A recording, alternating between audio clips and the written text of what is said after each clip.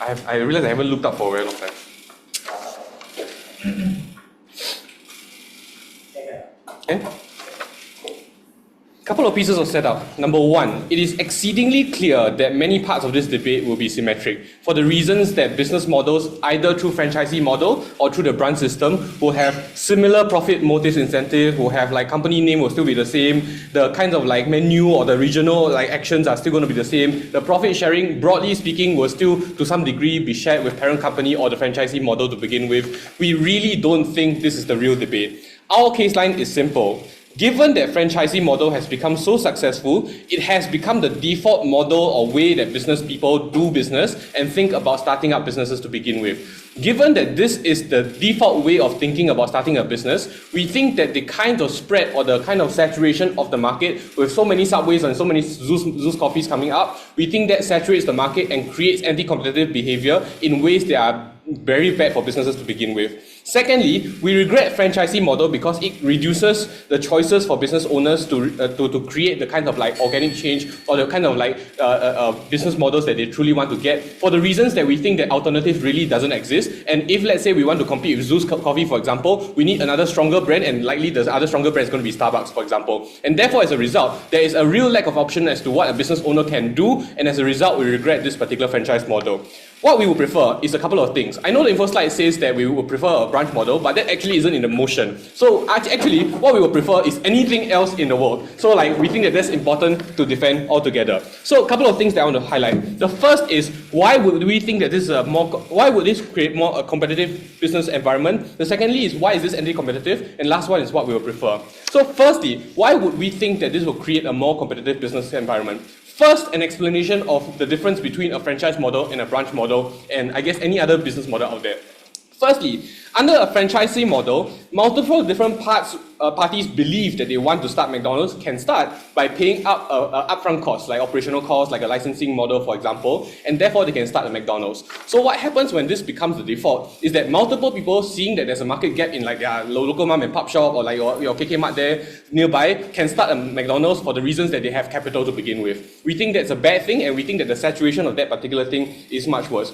This is compared to a branch model where McDonald's Global is going to suggest that McDonald's Malaysia got opportunity to therefore spread. Therefore, the capital will come from top down into Malaysia to therefore invest in this particular business. The difference between the two is that one, we are not dependent on the franchisee to want to invest in this particular situation and create the saturation gap. What we allow is for McDonald's to decide for themselves in the global headquarters to what degree do they want to invest in Malaysia, to what degree that they see market gaps, and where they want to invest in. We think this creates a couple of outcomes. One, there is slightly more centralized or decentralization of the areas in which McDonald's appear. We won't see like 5 different like McDonald's in like Berjaya Times Square, for example, amongst other things, and we think that those things at the very least allows for a greater need and a greater like saturation for other spaces, for other businesses to compete, for example. But secondly, we think that the saturation also creates an outcome where other businesses cannot compete. So for example, if you see people like Subway, companies like Subway, for example, many companies, there are many instances where Subway has sued other companies or local mom and pop shops for being able to infringe on their own, like what do you call that, like the legal rights or legal naming rights, for example. So in Singapore, for example, Subway sued Subway Niche, which is your local kueh shop in Takashimaya, which is very nice, by the way. But the problem with this is that in many instances, Subway has the incentive, given that they're saturated in the market, has an incentive to sue all these kind of smaller companies for the reasons that any small tick of the pie, small cut of the pie will affect all the other businesses out there for the reasons that they are cutting through the same names and the same licensing to begin with. Therefore, there's a greater incentive for the Subway as a parent company, as a franchisee model, to therefore take aggressive actions towards these people and take aggressive actions towards these smaller shops to begin with. What we would prefer is anything else in the world, which is, if let's say a business decides they want to start a business, we think it's much better and less oppressive for them to think that if I want to fight a McDonald's, I don't have to start a KFC. They can start a normal shop for the reasons, the first reason being that there's less saturation in the market because we regret the what they call the franchisee model, right? There's less saturation in the market to feel like every single place out there, the business we have to compete is a McDonald's, the business we have to compete is a Subway, for example. And therefore, as a result, there is a more organic feeling that I can start a normal business that doesn't have to compete with a brand out there that's as global as McDonald's, that's as global as KFC, for example. Therefore, as a result, what is likely to happen as a result is that you will be able to therefore create something so that's kind of smaller, that has some risk incurred, but lesser risk as compared to if you're fighting from 0 versus 100, the David versus Goliath situation to begin with. But before that, yes. So, like, what's the difference? Even in a branch model, it seems like McDonald's will still open restaurants as and when, and therefore drive a lot of these small owners out. I literally just explained, like McDonald's, if like capital comes from upstairs, right, means that they will likely be more prudent about where they want to invest in different spaces, and that's likely to be less bad than compared to a franchisee model where, like, I say Orchard Road, I say Berjaya Town Square, everywhere I point, I start McDonald's, and those things are bad to begin with. Secondly, the problem with this is that what ends up happening is that it creates a multiplier effect in this particular franchisee model. There are a couple of reasons why. The first reason why the multiplier effect is bad is because, number one, a franchisee model requires a capital to be inserted into this particular business to begin with. You have to pay for operational costs, you have to pay for licensing model. What this does is a couple of things. One, it buys into the brand image and therefore multiplies upon the brand image. Therefore, you need money in order for you to multiply that kind of image to begin with. But what's bad about that is that only people with capital can access those brand image rights to begin with, and the people who don't have that money will not be able to have that kind of privileges of the branding rights to begin with. We would prefer any single kind of other businesses that allow for you to start a KK Mart, for example, like, or let's say a 7-Eleven, for example, 7-Eleven, bad example. But basically any other mom and pop shops that allow you to therefore not compete with your 7-Elevens or your like Lawson's or like your Family Mart, for example, which we think will be much better. This is much more problematic for a few reasons, the franchisee model. Given that this is a regrets motion, we regret the overwhelming use of franchisee model, which creates 1,000 of McDonald's at the city centre, where we fend off more organic businesses and the ability for them to survive. In Singapore, we already explained why exactly that's important. The second thing I want to highlight is why is this anti-competitive. There is a natural incentive for them to buy up or sue smaller companies, and the saturation of this market creates those kind of incentive for us to think about how exactly we want businesses to operate. At the end of the day, the case is very simple. In the world where we don't have a franchisee model, there's less saturation, there's less buy-in, there's less dependence of operational costs and licensing model that need to be paid up in order for you to get there, and therefore, as a consequence, you get better outcomes. Proud to propose.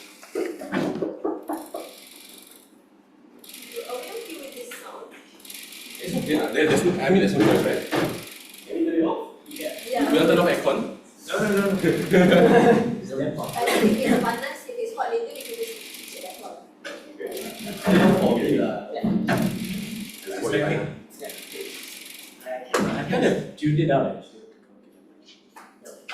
I was a bit stressed. We'll switch it on. Alright, thank you so much. I invite the LO to open up the auction. See you here.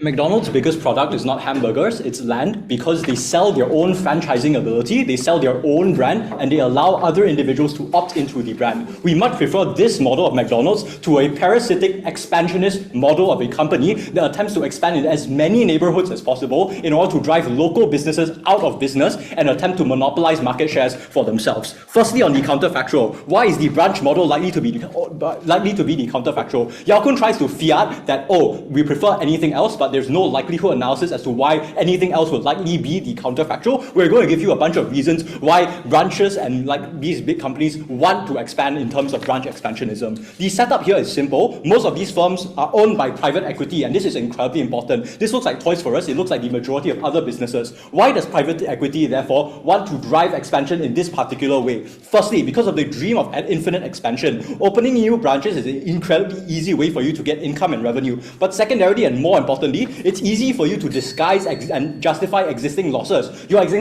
existing losses is not a problem with management in a way that would get you like dropped off the board, but it represents a long-term investment of this profit of this firm, for example, because you're actively putting down as much money as possible to enter as many businesses as possible. This is the reason why you have these expansionist tendencies in the status quo anyways. But secondarily, we would suggest that it's just incredibly cheap for these brands to do so. Like their preemptive response is that, but the money comes from upstairs, which is the problem because you need to be more prudent with your choices. The problem is that there's a fuck ton of money, right? Because private equity has pumped a lot of money into these companies are actively earning a lot of money because of the revenue. So when you expand and when you get greater profit margins and you are able to reach greater consumers, this in turn funds the expansionism in a way that is self-perpetuating. But thirdly and most importantly, it's incredibly easy for you to capture market share for all the reasons that are described in opening government, because you have legal rights. For example, you have incredibly strong legal teams, you have a popular product, you have consistency, you have a brand image, which is the reason why, for example, if a Subway was down the street, we would be having Subway sandwiches for lunch instead of the random shawarma that we had, right? Which is like, so this is the precise reason why it's incredibly easy for you to outcompete local businesses, because you have low prices and you have a consistent product. This means that because of the ease of expansionism, it means that this is the model that they are going to choose in the counterfactual. Crucially, why have they not done this under outside the house? Because on the comparative, it represents a far lower investment under outside the house to just license out your own equipment, to just license out your own brand name, to just license out your own, for example, decor and interior decorators, for example, which is the reason why under outside the house, we give these individuals the ability to invest in the first place. Cool. What are the upshots of this argument? Firstly, if it is equally widespread, this flips the harm from opening government just from rebuttal alone. Because if they want to talk about how you're uprooting the local cultures and you're uprooting local businesses, we explain why this happens worse under the other side of the house, because when you regret this narrative of franchising, the most likely way these businesses want to expand their profit margins and expand their profits is through engaging in the branch system. But secondarily, we will argue why this is comparatively better for local businesses. Firstly, because it's incredibly important for these local businesses to have some level of autonomy. These individuals want to have the entrepreneurship dream. They want to open up their own business. They want to have the ability to create these profits for themselves, for them to enrich themselves. The problem, therefore, is under their side of the house, where the expansionism of these companies means that with every neighborhood and with every mom and pop shop, you need to consider the prospect of a McDonald's entering your area, the prospect of like a KK Mart entering your area, for example. And this is incredibly problematic because these are large companies who have economies of scale, for example, who have the ability to drop prices, who have the ability to outcompete you. What changes as under outside the house is that we give these individuals the ability to opt into these companies in order to masquerade as these companies, to utilize their brand image to get the kinds of profit that we want to talk about, which is better on the comparative. Like, it's incredibly simple, right? Under their side of the house, the headquarters will open this up with like some random middle manager within the corporate structure. They'll be able to make the money anyways. Under outside the house, the same McDonald's opens up, but the money goes to the local community. It goes to the local business owners who stimulate the local economy, and when they spend money, for example, within the area. Yes? It costs probably about 100,000 ringgit to open up a burger shop. It costs 2 million to open up a McDonald's franchise. How do mom and pops do this? Yeah, but you're able to save up money, you're able to take out loans. It's about comparatives, right? Like, even if it's bad under your side of the house, the foreign McDonald's enters your area anyways. Under our side of the house, at least there's a pathway for you to be able to access this upliftment. But secondarily, we would suggest that more than just one individual are able to opt into this, right? There are multiple burger shops, there are multiple fast food restaurants. Even if there's a KFC, you can open up Four Fingers Chicken, right? So under our side of the house, more individuals are able to opt into this model. This is why we are better for local businesses, because we insulate them from the incredibly powerful corporations that exist under the side of government. Second argument, why is this better for the consumer? Note that under their side of the house, because of the profit motivations and because of the way private equity funds work, the channels of the revenue that you get go back into your expansionist tendencies or go back into the shareholders' wallets. This is important because under outside the house, this is not where the money goes. Under outside the house, the incentive is different because what you want to do is sell your your own brand and sell your own products. You want to sell individuals and give them the dream of opening up a McDonald's. And with that, it necessitates the McDonald's products being as fast and as efficient as possible. You need to have the best burgers. You need to have the best ice cream, for example. You need to have the best kinds of equipment in order for you to justify your franchise name being the one that individuals pick when they want to go into expansionism and not fucking Subway, for example. Which is the reason why the money under our side of the house, instead of going to the shareholders' pockets, go back into making the business more efficient. You get better innovation because you channel this money into technology, into doing things like R&D, into doing things like market research, for example, which are better off under our side of the house for the consumer. Because every time you walk into a McDonald's, you're able to expect the exact same product. You are able to expect, for example, the same McSpicy in Singapore and in Malaysia, for example. And this is something that's really good for the consumer because this means that they're able to get better enjoyment and they're able to spend their money in a more informed manner on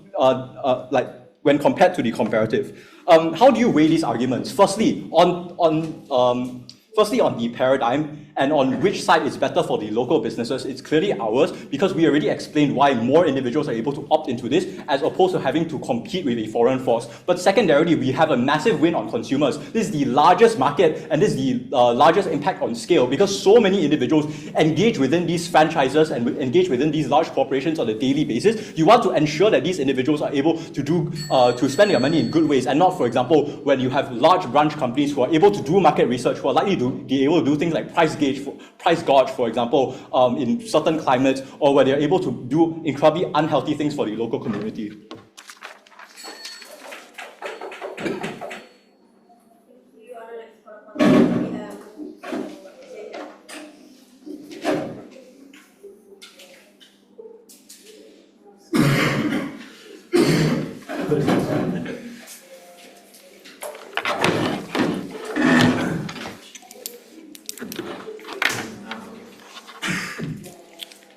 Finally, A-level business has been useful. 3 questions in this speech. First, what is the counterfactual? Secondly, where's the business environment healthier? Third, where individual outlets better off? I first want to deal with the counterfactual because their first claim is something they don't actually deal with what the prospective entrepreneurs want to do. Because their claim is that some people want to become entrepreneurs. We agree. The way they carry out the entrepreneurship is now no longer with a franchise, but they start up their own business. This is for the reasons that they suggest, that you want to develop those skills, that you want to create some form of a revenue stream. So we agree, you'll start up your own business that's not under a franchise system instead. And here are some reasons as to why those local businesses are better. One is that you're not tied down towards the overall branding that McDonald's has to prescribe to you, because now you have more autonomy and control over that business. So if their side says that autonomy and control is a metric, we get it better. Secondly, is that you don't have to pay less of the money towards McDonald's because you don't have to pay a licensing fee, you have to give royalties for each good that you sell. So this deals with the prospective entrepreneur's claim. It's that yes, they may not have the ease of getting a McDonald's, but our claim is that if these people really want to start a business, they'll look towards other ways to start their own business instead. But second, what does the parent company do in the counterfactual? So their claim is that they'll still want to expand on either side. This is untrue. The reason why their business models are structured around expansion in the status quo is because the franchise model was available to them. So in a world where this model did not exist, the way they want to increase their profit margins is probably through less levels of expansion or through innovating in new products and new services that will also allow them to get more money, because they can come up with more exciting recipes and so on, or investing in better quality services or outlets without having to create more and more outlets. So yes, they are profit hungry, but the way they carry out that hunger for profit is less punitive on their side. This explains why the counterfactual is better, because the groups of people that want to start off their business still have the capacity to do so, and I'll explain why those businesses are better and under our side. So this leads to the second claim. Where is the business environment healthier? Our claim is that for all the reasons they give, for why it's very easy to set up a franchise, are precisely the reasons for why this limits competition in the market. 3 distinct ways that this happens. 1, less people creating new independent businesses means the availability of competitors is less. So even if McDonald's isn't providing the best quality goods and services, you still go towards McDonald's. Less resources over time to support new business owners, because the prospective entrepreneurs, now instead of pressuring the government to create a startup fund for new business owners, they just defer towards just starting up their own McDonald's franchise instead. So there's less resources in the business ecosystem to provide small entrepreneurs with help. Secondly, it normalizes consumers to poor service provision, where people think it's inherent to fast food outlets for oily food. It's inherent towards these coffee shops to have really high prices because there's no availability of other competitors in the market. But they just think that it's always going to be Starbucks dominating everything. So over time, it gets worse and worse because the more market share that this parent company holds, it's harder for other companies to break into the market. But third, because they can price their things for huge, really cheap.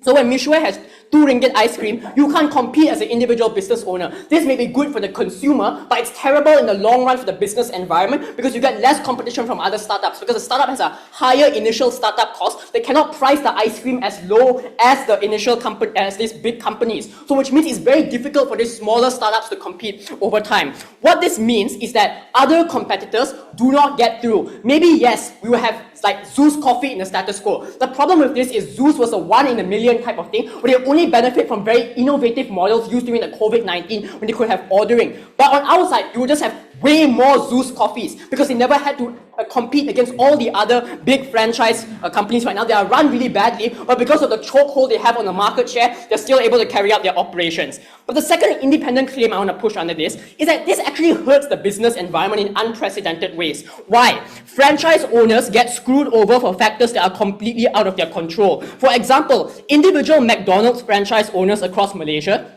lost millions of ringgit collectively when consumers decided to boycott McD as part of boycott divest sanctions. The reason why is because the parent company decided to do something bad and people are boycotting McDonald's. But who are the ones that got hurt? It was the individual franchise owners who could not control anything because they had no say over where the funds from the McDonald's were going. To be clear, the reason this is a harm is because the franchise owners get struck with a blow when they're expecting it the least. So Op can't respond by saying, well, if it's risky, they won't start a franchise. Our material explains why people rush to the gold mine of a franchise model because of the promised gain, but they cannot foresee the unprecedented risk. If people want to boycott you at any time, you can't necessarily get rid of that. It's not in your control, but because of the hasty decisions of your upper ups in a faraway country in America, you will have Malaysian business owners losing out as a result of this. On our side, they don't have to have this happen to them because if you get boycotted, that's really your fault. But now you are getting business losses that are completely unrelated to you because the management in a parent company millions of miles away is going to be harming your own ability to create profits. Their claim is, if McDonald's use a branch model, they expand just as fast. No, it's easier for them to expand as a franchise for all the reasons they give. But this is bad because it means that you aren't able to hold to account how fast these models expand. So without the franchise model, it is easier to hold back.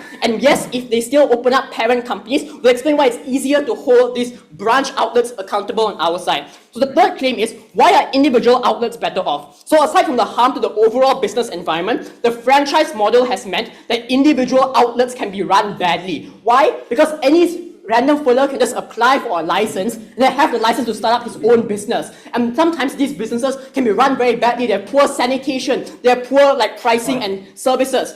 Yeah. How many baking months are there in the neighborhood? I think there's 3 over there, there's 2 over there. But my claim is that there'll be so many more of these things that are going to be better under our side because the resources that will be used to support a franchisee can now be used to support someone starting up their own things. So for example, a government fund to support startups and so on. So why will it be unaccountable? The first is because all of OO's material on why upper management wants expansion means they want to hand out more and more licenses, even if you're not qualified to actually run the shop well. Number 2, as time goes on, there are more and more franchise outlets, so it's harder to have regulation and oversight over each one. But thirdly, the parent company often displaces blame by saying, we are not liable, go sue the individual franchisee. So if you have a rat in the KFC, they say that's not my problem, but it's the individual franchise owner or inability to have good sanitation practices that led to a rat going into your KFC store. So the comparative is Zeus Coffee can't displace the blame because Zeus Coffee is directly in charge of all the Zeus Coffee outlets, which means individual stores are run better on our side because you are in charge of that business. It's harder for you to displace blame. You have actual quality control over who can run the business. At the end of this speech, we explain why the business environment is healthier. There's way more competition where you can start up your independent businesses. They're not detached towards McDonald's. But secondly, we explain why the individual outlets are run better, which is better services for consumers. For these reasons proposed.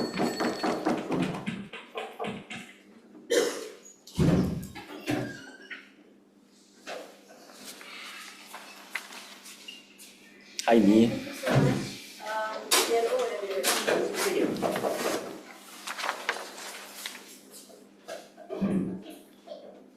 Firstly, on business owners. So maybe they don't expand as much, like no shit. But in instances where they do expand to a pretty large extent, the problem then is that local business owners don't get a share of the profits, they don't get a slice of the pie. But the first thing to note is that Lewin already illustrates with structural reasons as to why market expansion is relatively symmetric, even if it is necessarily more expensive to set up a branch. The first basic response is that clearly McDonald's, Subways, all these mega corporations already have the capital through private equity or through general other sources of investment to set up many of these branches in the areas where this debate is necessarily relevant. But the second, the reason why they want to expand symmetrically on either side of the house is because having as many chains as possible necessarily insulates from an economic shock that could be localized to any given area. So maybe business is not good in Muar, but it will be good in other states in Malaysia. Therefore, expansion is going to be symmetric enough such that a lot of the harms that Lewin posits will activate. The problem then is that in the event where a branch is set up, the local business is going to be inevitably driven out because it has all of the advantages that they admit. It is cheap with regards to like selling burgers. They have name recognition. They have all of these sorts of things. So when the McDonald's enters into your area, maybe it doesn't happen as much as on our side of the house. But the instances where it does happen, these are all firms that are driven out of business. This is bad. The business owners that get screwed to an extent on their side of the house have their lives tied up in their restaurant or in their donut business. They probably went into debt in order to service a lot of the equipment that they needed to purchase to make things like French fries, and now all of that is swept completely under the rug because they were driven out of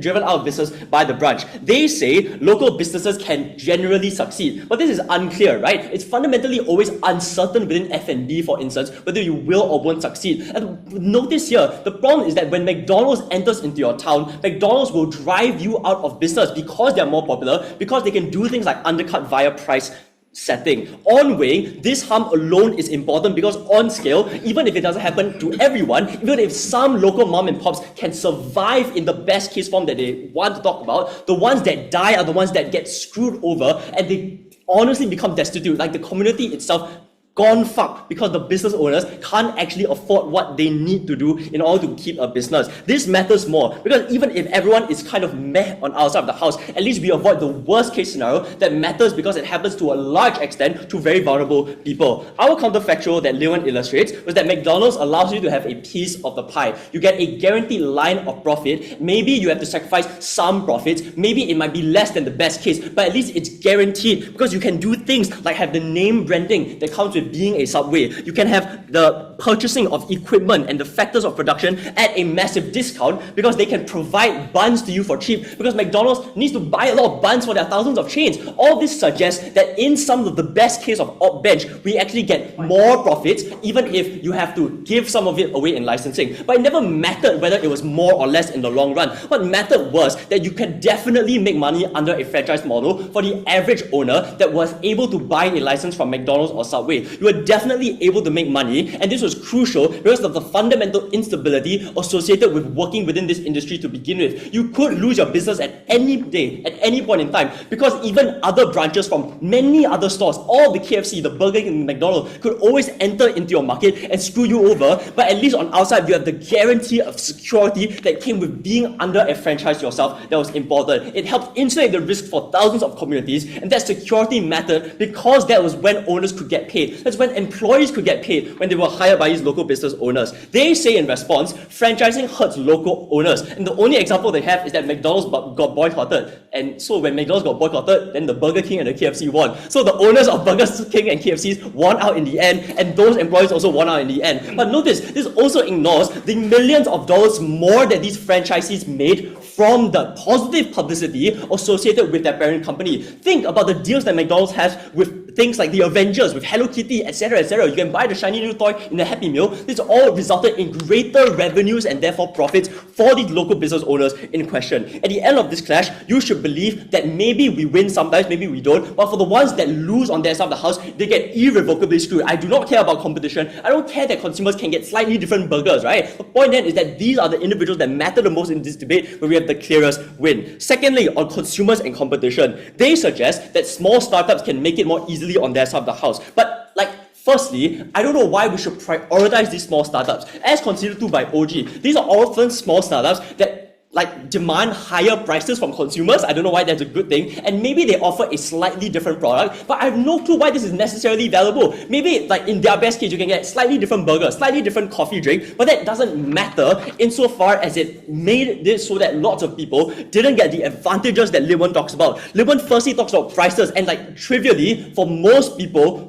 a lot of people, for example, can only live off of things like McDonald's, like Cheang, the world sucks. But the point there is that if we have lower prices for enjoying these sorts of creature comforts like Misha's ice cream, why is that not something inherently and intrinsically valuable in this debate? But secondly, what's about product differentiation? And this takes out at their best case. Maybe franchising is easy, but note that also explains usefully why there are all multiple franchises that consistently compete with each other. There are many donut franchises, many ice cream franchises, etc., etc. And noticeably, if they are necessarily cheap to create a franchise, that means new franchises can consistently enter into the market. Think about how Shake Shack can enter into the market, Popeyes can enter. These are all different. Maybe they're not that different, right, in the grand scheme, but they're different enough. There's enough variety in each shopping mall, and even if all the shopping malls are the same, within each one you get a consistent variety that is good enough for most consumers. But more crucially, we explained that if these firms are indeed making a lot of money from this franchise model, that also explains usefully why they have the capacity for research and development to create things like the Nasi Lemak burger, to create new types of shit that local business owners can never take a risk on. Ultimately, the last thing they say is that maybe there's a magic government fund, for food, for local F&B. It's unclear why that is unique to their side. Maybe we can co-opt it. I don't know why the local government funds are doing this on their side, whatever, I don't care. The upshot at the end of this clash then is that consumers will benefit because competition exists between powerful franchises, which means that they all get lower prices and they all get a consistent good burger, a good bite of that donut, which means that you should believe OO. But in essence, the reason why, even if they won this clash on consumers, even if some neighborhoods were able to win out because the small startups could have survived, in many instances they were not. And if you didn't have the franchise model, all you would have in those cities are branches that drove everyone else out of business, but now they can't even get a slice of the pie. That is the worst case that you need to minimize risk against.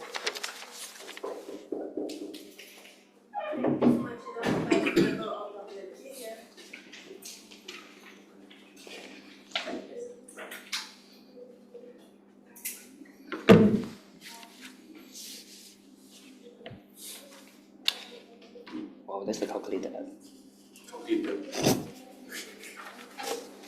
Alright, 3, 2, 1. I'll go straight into framing and extension. I'll point out why we solve the deadlock in opening as and when we come to that, and also how we respond to opening opposition. 4 pieces of framing. The first is that we think that demand remains the same in both worlds because people need the same amount of food, people need the same amount of producers. Therefore, we think that in our world, with the slower expansion or even no expansion of franchises for multinational brands, we think that that need should be filled up by local businesses, which we'll argue later on to you why is a preferable outcome. But secondly, we think that even if MNCs or, for example, franchises want to expand, it will be a slower and organic expansion. Because the contrast that I don't think opening answered very well is that rather than expanding via incurring debt, via expanding by franchising, they are now having to expand via the acquisition of debt or private equity, which means that because of the amount of startup capital that's required for you to expand, it is likely going to be slower because no company that is sane want to acquire so much debt without guaranteeing success. This means that this takes out the characterization from leader of opposition, because leader of opposition wants you to believe that private equity has infinite access to money and therefore they will just expand because they can do so. If that is the case in the world where we have both the franchisee and brand model, why is it that they are still choosing the franchisee model? It is precisely because there's lower risk, lower startup capital, that they are choosing to diversify and divest that risk towards local franchises. So we mean that in the world where you don't have that, it's untrue that they can then just expand at a similar pace according to using the franchise model. But thirdly, even if we say, it's speculative, they might be the same number of MACD, they might be smaller MACDs. We are going to say that in our likely scenario is going to be there are lesser MACDs and more local businesses. But even if they are the same amount of MACDs, the MACDs in our world are likely going to have better QC, better accountability, and therefore better products. I'm going straight into my arguments. The first is on economics, 4 levels under this. Number 1, let's talk about the expansionist impacts incentives. So what they are saying is that, now these companies will still expand at the similar, if not faster pace. That is untrue because of the reasons I've already mentioned. But 2, barrier of entry is much higher because now you have to acquire debt, but at the same time, you have to be born at a risk from both an economic level and also a governance level. Meaning that any problem that is borne by you cannot be then offloaded towards the franchises, but rather you as the HQ of a company that is likely going to be a foreign company have to bear it. Which means that we are less likely going to have MACDs everywhere because no company is able to expand into multiple foreign economies where they have no infrastructures available, they have no idea of local culture, they are able to expand at a similar rate according to what opening opposition wanted you to believe. This means that likely scenario is going to be that local businesses are going to be able to fill up the niches that are available to them. So we think that your local businesses that opening opposition want to talk about, they want to have less anxiety when starting up businesses because they don't want to be displaced suddenly by McDonald's. That's going to be true on our side because there's less ability for companies to just enter by franchising and having a very low barrier of entry. And we think that's great because that and its entrepreneurship, the opening opposition wanted you to believe that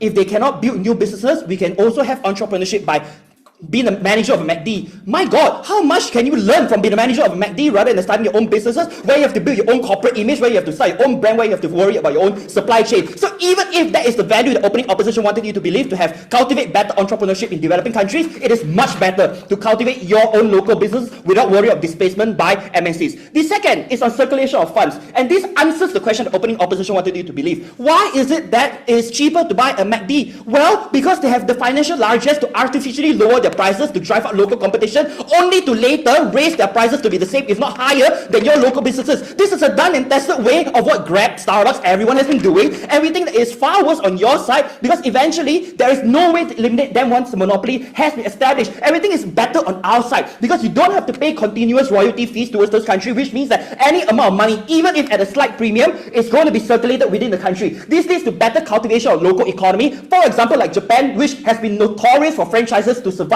because they are unable to penetrate the local market. They have very strong inclination towards a much better quality of local producers. We think that's preferable because there are now more local brands and more ability for you to help each other out. Also, I just want to point out, the reason why coffee is cheaper in their world is because they need, like, your cafes need to have a premium in order to set prices higher because they cannot outcompete like McDonald's on like cheaper coffees. In a way, in a world where they don't serve like disgusting coffee, then they will be able to sell cheaper coffee. That's the comparative, guys. Thirdly, let's talk about uncompetitive elimination of local businesses. In a world with higher startup capital, we think that there will be lesser undue influence of competition, and with the risk involved, it's going to organically limit companies to not be expanding at a rate where they can displace local businesses, but rather at a way where they can actually manage the brand properly. But fourth, on brand monopolies, I think opening government wanted you to believe that monopolies are bad. We agree with them, but not really illustrating the reasons why monopolies are bad. 4 very quick reasons. 1, less quality control, because now when you are franchising, you are not able to control that. They say that there's less quality control, but not telling you why.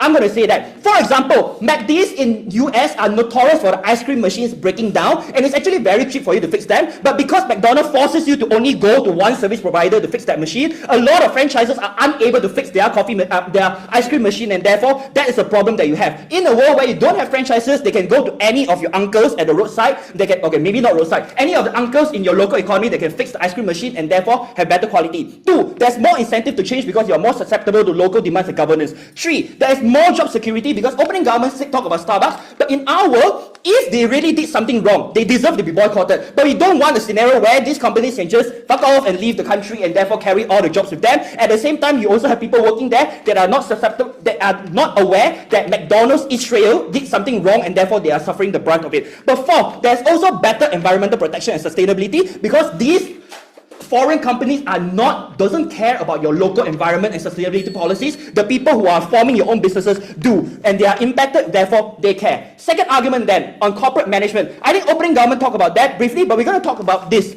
It is untrue that only MNCs would franchise. Local businesses can also use the franchising model. Here's why it's better for them in their world when they have brand management. We don't want companies in their forced effort to chase, to chase market share by actually artificially incurring and franchising things at the risk of not being ready for it and therefore expanding and taking out local businesses. In a world where they organically expand, we think that there's lesser risk for themselves because they are not making stupid business decisions that they cannot, but at the same time having better control of the local environment when it comes to food as well as other services. Lastly, when it comes to consumers, we say that's going to be much better for consumers. Why? Because the choices are going to be more diversified. They have more access to products that they have a say on, meaning that if they are dissatisfied, there will always be alternatives for them to head to rather than having to choose between different McDonald's or different, for example, Starbucks. In our world, there are going to be more cheaper options, and therefore all these options at least are localized to suit the people's taste rather than what their corporate overlords wanted them to believe. All of these are extensions that I think OG, to their credit, did some, but I think most of the contentious materials came from CG. Proud to propose.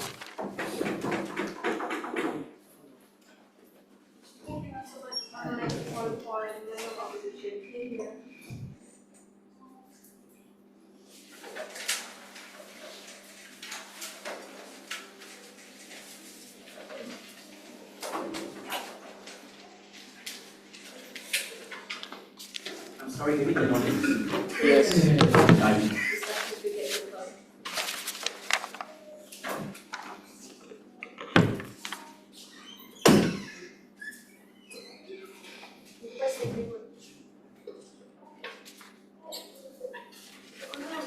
Okay, never mind.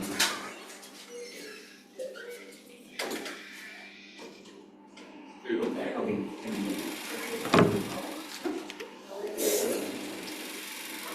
What is this? Oh. Okay. Huh? No. I was like, there's nobody here. So,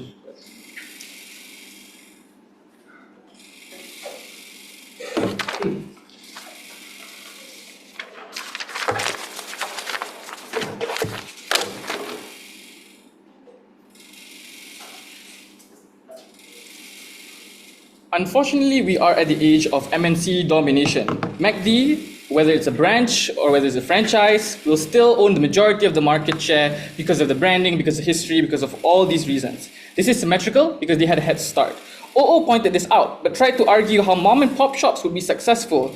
This is untrue, and they haven't proven why. If anyone can, like any Tom, Dick, and Harry, can get a loan and then make a whole company and outcompete a big corporation like McDonald's. CEO will simply make the observation that maybe the wealthiest people can make profit. They can make profit in any of these models. But the only way consumers can change the practices of these harsh companies is by going to court and making them change. You will only do that when there is a separate legal entity that you don't have to take on a big corporation like McD. You can just take on that franchisee and change those practices then. For one observation on the OG case, OG argues that there's going to be less stores and less outlets because now they can spend more time on developing their company through innovation and things like that, because they can no longer use franchisee model. They haven't actually given a reason why this is true, because if McDonald's know that their burgers will sell no matter where they go, then there is literally no reason why they wouldn't go into these different areas. Prudency isn't measured by affirmative action of mom and pop shops, it's measured by profit and demand. So for as long as they can make profit and there's a high demand for these burgers, no matter where they go, they will likely still expand into those areas no matter what. This is symmetric. This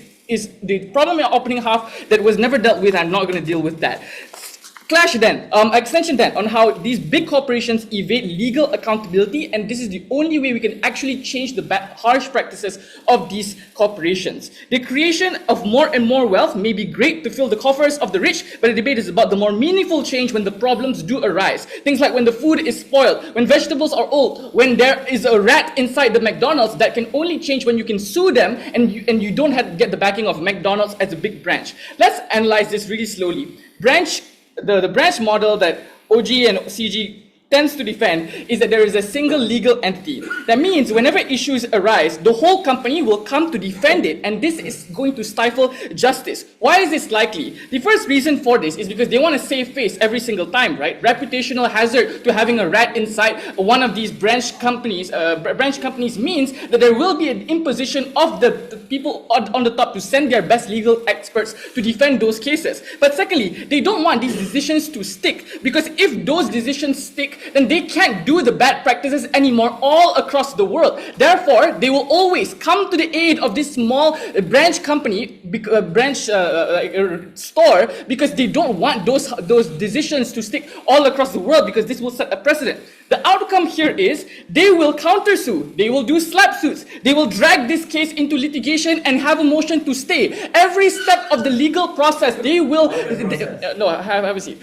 This will result in every single case to be extended, and this only happens because you are taking on the whole company as opposed to only taking down the franchisee itself. What is the harm of this? When the company legal team comes to the aid of this of this branch, you can keep instilling the bad practices. So you don't necessarily have to win and defeat this person that is suing you because of the bad practices. You just have to delay it and continue to do these bad practices. Companies often throw their waste into the rivers because the legal cost to defend throwing the waste into the rivers is far cheaper than actually changing and treating these waste to begin with. And this happens a lot in monopolies, and that's how they stay on top, is because they weaponize the legal team in order to absolutely decimate any possibility of attack against their practices. The comparative is far better because we have because a franchise and a franchisor is are different legal entities. So you can sue the franchisee and not bear the brunt of having to go against the big parent company. What is the benefit of this? The first is that you get access to legal accountability. You're competing against the franchisee as opposed to the whole company. The OG will say, or CG will probably ask, but the big company will still come to the aid of this small corporation anyway. We don't think so, because it's not profitable to enter into this legal quibble where they could just easily say, oh, that's just a problem with the franchisee. And that's exactly the benefit that we get, is because we're more likely to win those cases because we don't get the support of the legal department. But second benefit here is you get a higher likelihood of success. It will be based on a case-to-case basis, and every single case will have the merit, and you don't have to go against these bad practices that the legal departments already do. Before I get to the weighing, sure. So even if you sue the franchisee, the parent company can be like, okay, and just give the license to someone else. But also, how often do lawsuits happen compared to all other teams you have? First, okay, that's two POIs. The first is that's likely going to happen because you yourself said that this parent company doesn't want to bear the risk of the hazard of the media and like people attacking the big parent company. So that's why they're just going to offload this and say, well, this is just the franchisee. The benefit then in this small context is that you can change the bad practices of that franchisee. Then that means that if there is a harm that exists in status quo, we're the only team that actually changes those bad practices, even if it is in a small scale. The way to this is very simple. Every single team in this debate wants to argue for the creation of wealth and how any team can create more and more pop shops and things like that. The observation I want to make here is that we can make money in many different ways, and this debate points that out perfectly. But what can't happen is to change the bad practices of these companies, because you can only do that through legal recourse. There has been no analysis to prove why any of CG's benefits will materialize. Why would they invest in green technology? Why would they invest in all these other good practices? Because they wouldn't do those things because it creates in your using the same analysis, it will bring a lot of risk to you. It'll be not profitable, at least in the short run. These things prove that we're the only team that actually got a benefit out of this debate. So I just want to make things very clear. Every single team in this debate wants to argue the possibility of a creation of wealth. That's fine. And maybe you can argue that mom and pop shops increase, decrease, it doesn't matter. For as long as we're able to prove that when we go to these court cases, when there is a problem inside these small businesses, we can actually change those practices, then we're more than happy to defend that. We're going to win those legal cases more on a scale, more so as opposed to in a world where you don't have that opportunity at all. For all those reasons, we take this debate. Thanks.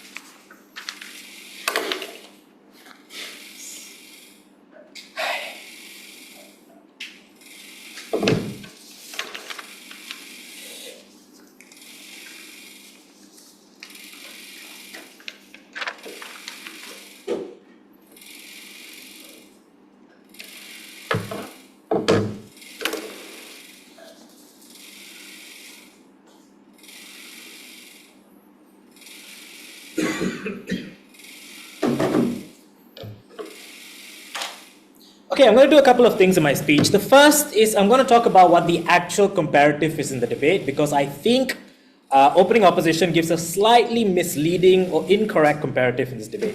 Secondly, I'm going to talk about the participation of local entrepreneurs in business generally and in which world is it better. Thirdly, I'm going to talk about CG's more comprehensive extension in this debate and why it answers most of the questions in this debate that was left lingering in opening. But before that, I just want to take out very quickly closing opposition in this debate, because the premise of closing opposition's argument is that if you take away a franchise model, then you cannot sue people here anymore, or that if you then the parent company will intervene and then it's going to be very difficult to regulate their behavior. Firstly, franchisee contracts already have terms to allow the parent companies to come in and defend the suit and take over conduct of litigation. So you are still going to have to fight the parent company, and there are mass amounts of wealth that they have. This is just classic brand management, really. They have to put that into the contract. Otherwise, how are they going to protect their brand?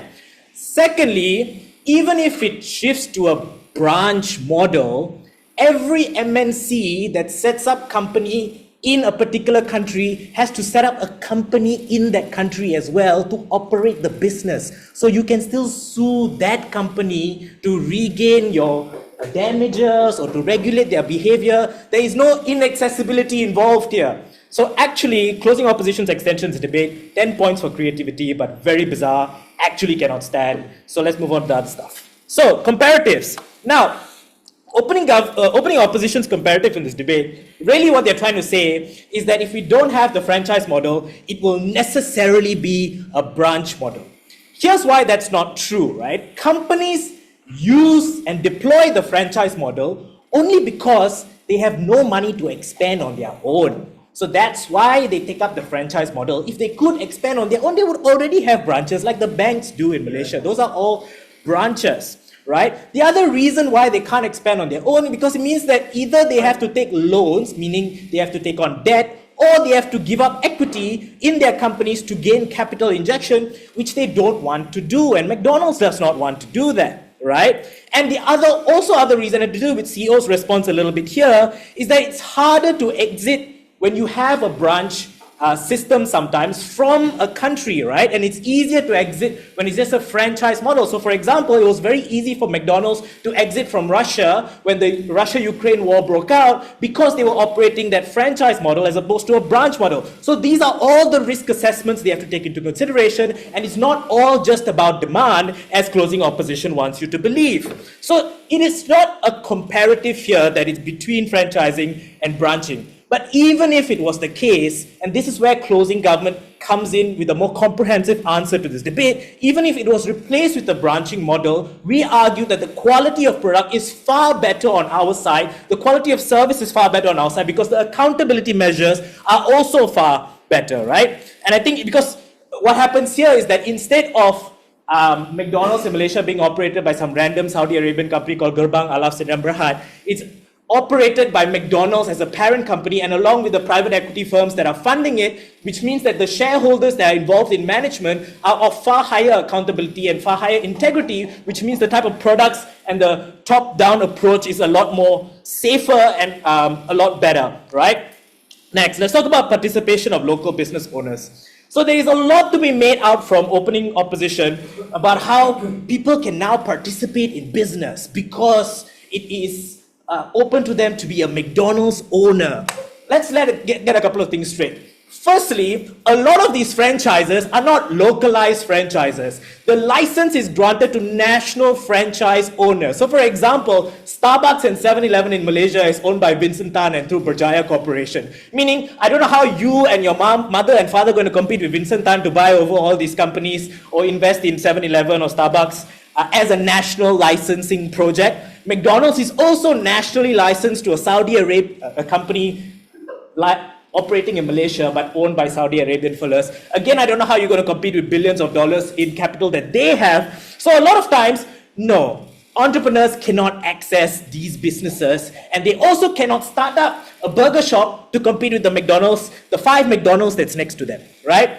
Secondly, in a world where they could do it anyways, it is so expensive. The startup cost for any franchise is incomparable to starting any local mom and pop business that is, a more unique products available, right? So I think it's not true that this insulates them from risk, because the loan that they say you have to take to start up a McDonald's or whatever franchise is so large in number, you automatically enter into massive risk upon trying to start up that business. So they don't insulate from you from risk. They throw you into a shit ton of risk, right? Also, it's like saying, please buy this really expensive franchise that you cannot afford, but rich people can, so that you can have a safe business model. Yeah, no shit lah, it'll be safe, right? But I can't afford it to begin with, right? So I have to compete with all these rich people, and they get to make money from it, but I cannot make money from my small business. Absolute nonsense, no thank you. Next, they say startups are expensive. Why do we like startups anyways? They're charging so expensive for coffee. Yeah, why do they have to charge so expensive for coffee? Because the cheap coffee is being sold by all these predatory price companies like McDonald's and Starbucks and Zeus and whatever not. They have to sell a slightly different product, slightly more premium product in order to compete. If these companies weren't allowed to expand so aggressively as they do now, it wouldn't be so bad.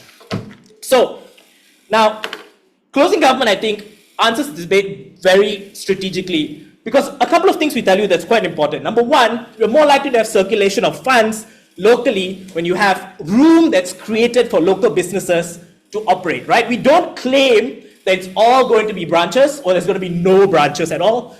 What we do claim is that in either scenario, there's going to be slightly more room for local businesses to operate. And even if a branch system is operated in the or in lieu of a franchise system, those products are going to be of much better control, right? So for example, the reason why McDonald's Israel was giving burgers to their soldiers was because they were operated by an Israeli franchise. McDonald's had to buy over that franchise back again through the parent company to stop them being idiots, right? Similarly, you have Mr. DIY here that's operating on a private equity model, selling much better products than a franchise KK Mart model. So I think the quality control argument here is very, very important, and we make the world a better place for consumers. Thank you.